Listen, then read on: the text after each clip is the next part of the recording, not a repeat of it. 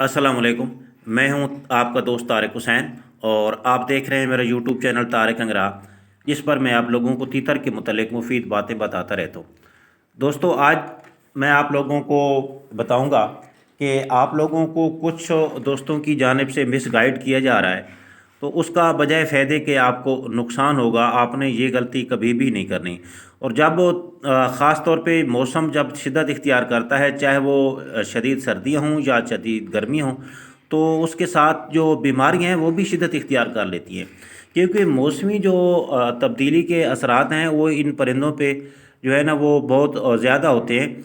तो इसलिए आपने ध्यान से ही और बड़ा सोच समझ के और एहतियात के साथ जो है ना अपने जो तीतर अगर आपके बीमार हो जाते हैं तो उनका इलाज करना है।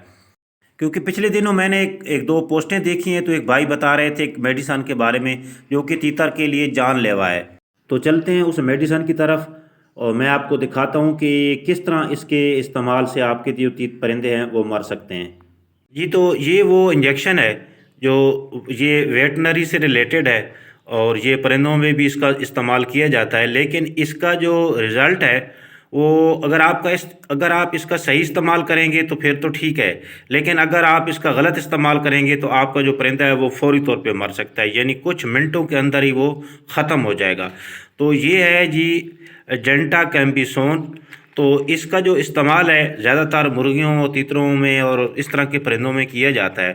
तो मैंने इसका रिज़ल्ट देखा हुआ है, तजर्बा भी किया हुआ है। तो ये आप बेशक आप इंसुलिन वाला जो है ना वो सुरांज ले लें, बिल्कुल थोड़ा सा भी लगाएंगे तो जो छोटे बच्चे हैं, चाहे वो मुर्गी के हैं, चाहे वो अपना तीतर के हैं या किसी भी परिंदे के हैं, छोटे बच्चे जो है ना वो इसको बर्दाश्त नहीं कर सकते और वो मर जाते हैं। तो इसलिए आपने छोटे बच्चों को ये इस्तेमाल बिल्कुल आपने छोटे बच्चों के लिए इसको इस्तेमाल नहीं करना। हाँ, अलबत्ता ये बच्चे आपके बड़े हैं, पट्ठे हैं या फिर जो बड़े तीतर हैं या दूसरे बड़े परिंदे हैं, उनकी एक ख़ास मिकदार के साथ आप इसको लगा सकते हैं और आपको इसको रिज़ल्ट मिल सकता है। लेकिन इस साइज़ के बच्चों में, छोटे बच्चों में आपने कभी भी इसको इस्तेमाल नहीं करना। उम्मीद करता हूँ आपको आज की वीडियो पसंद आई होगी। मिलेंगे अगली वीडियो में, उस वक्त तक के लिए अल्लाह हाफ़िज़।